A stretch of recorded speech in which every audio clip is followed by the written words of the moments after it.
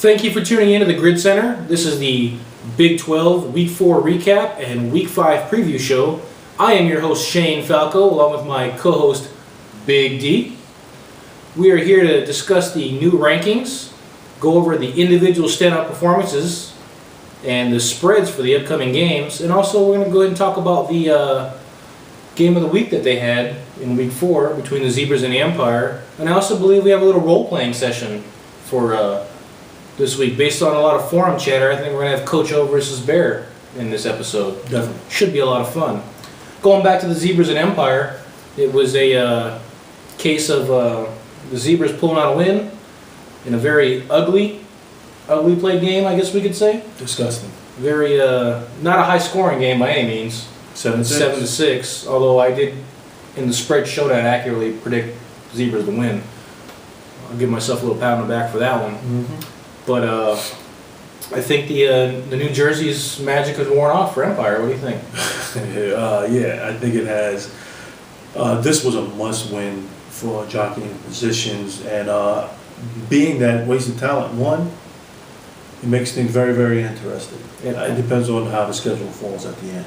It absolutely does. They have a complete logjam there from 4 to 7, if I'm not mistaken.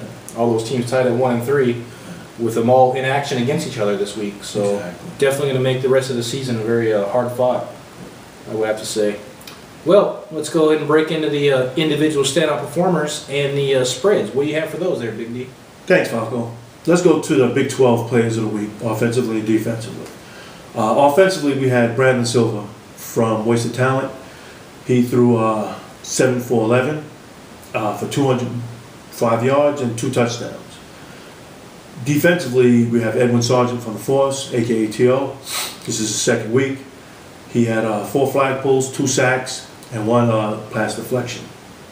Let's take it over to the Big 12 spreads this week. We have DX versus the Force. We have the DX favored by 7. We have Body Count versus the Zebras. Body Count favored by 6. Wasted Talent versus the Franchise favored by 6. And we have the Scrappers versus Empire. We have the Scrappers favored by 6. We're going to head off to Falco, and he's going to do the rankings. Thanks, Big D. The new rankings for the Big 12 conference are as follows. The Force remain on top, still unbeaten, and looking to make a statement here as they face off against SEC Power DX this week. Body Count hangs in at number 2. The last time they were in the Big 12, they were the champs, and they're showing that they definitely can win this conference again. Zebras at number 3. Top 3 haven't changed from the previous week, so Zebras still hanging around. Wasted Talent makes the biggest jump of the week, coming all up to number 4 from the bottom after stepping up to the SEC and knocking off Fury. I think that was a big win. All their games have been competitive this season, so it's a real chance for them to build on this momentum and as they move forward. We got the Empire. The Empire has fallen faster than the Roman Empire did, as they're down to number 5. Got the Scrappers. Just been in a funk the last couple seasons, and they haven't really shown signs of improvement yet, down at number 6. And bringing up the rear so far is the Franchise, down at number 7. These bottom 4 teams are all going to be in action this week against each other. And like we stated before, all these are going to be crucial for the playoff games, looking for that elusive 4th playoff spot. There's only 4 teams go in this conference. And with the top 3 right now seeming to be pulling away, and most of them beating up on the other teams that are below them, it's going to be very hard fought. Each one of these games is going to be a playoff atmosphere from now on. Looking ahead to next week, and also to a couple of special guest appearances role-playing wise, let's go to Big D, as we're going to do a little scenario. So what's our Big 12 game of the week? Big 12 game of the week is going to be DX versus the Force. We're going to flip it around a little bit, though. We're going to have, instead of us doing it, we're going to have Bear and Coach O do it. Yeah, we're going to do a little role-playing, if you will. PTI style. And action. I want to state the record straight for everybody in LV Gridiron. We beat Body Count. We beat them fair and square. I don't care, everybody's talking about this extra point thing. And he made the extra point, but the official made a mistake and said he missed it. And we got the win, so na. Anything you have to say, Bear? Well, first of all, almost don't count in this league, in the big boy league. So we don't count had your asses or I got yous. Okay, a win's a win and a loss is a loss. So quit crying you won the game. Act like a man. I'm not crying. I'm just saying. I'm just stating facts. My notepad says that we won the game, so we won the game. Okay, very well then. What do you think the outlooks are for this game? Because I know I'm going to impregnate your entire offensive line. I don't know about that, but I've been scouting you guys for 17 years, and I'm at the field every day because that's what I do.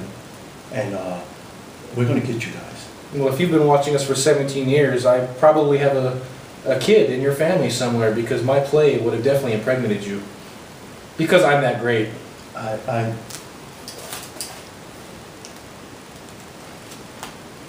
don't understand why you're talking about my family. All I'm saying is, listen, you and your little prime time, okay, pinky in the brain, if you will, as what I like to call you two, have no chance against, first of all, my great talents and the rest of my team's talents. First of all, he is, without a doubt, the greatest quarterback in Big 12 history. All right? He had led us to the playoffs 2 or 3 times in a row, and if I'm not mistaken, we guys beat you in that tournament during the summertime. So you should respect us. No, we beat Falco's team during the summertime tournament. So you guys should respect us. That's the only accomplishment, and you can't take that away. Oh, we can easily take that away. Page 12. Because your little prime time, or as I like to call him, Fro Jackson, a fake Bo Jackson, if you will, have no chance between myself and the rest of my compadres. I don't understand why you're so angry and why you're calling us names. Oh, that's not angry. If I'm not mistaken, you wanted to refer to me as Cub because you thought I was washed up and over the hill. Well, you guys hurt our feelings, and we as a football team are working very, very hard, and we made some good acquisitions, so you guys are going to have to respect us. I apologize if I hurt anybody feeling, I hurt your feeling by calling you a Cub, but yes, check the notebook. we're just going to beat you, and we're going to beat you more than by this point spread. Whoever does this point spread, they're wrong too. Well, I'm glad you brought up the acquisitions you made because I want you to know you're already at a loss. You're already doomed for failure because you picked up Hokies players. So you have in turn inherited the hokey chokey curse. That has nothing to do with anything. We have the greatest offensive lineman that's going to stop you, and his name is Cook. And you're not going to get anything on Cook. He is the greatest. The only thing I want to get from Cook is a ham and egg sandwich. Start respecting our players, please. Oh, I will respect you after you get impregnated from my play because we are just great. I am great. Chase back in. You guys got holes. You're doomed. You're already done. Love you. And thank you for Coach O and Bear. That's going to wrap it up for us here on the Big 12 Week 4 recap and Week 5 preview.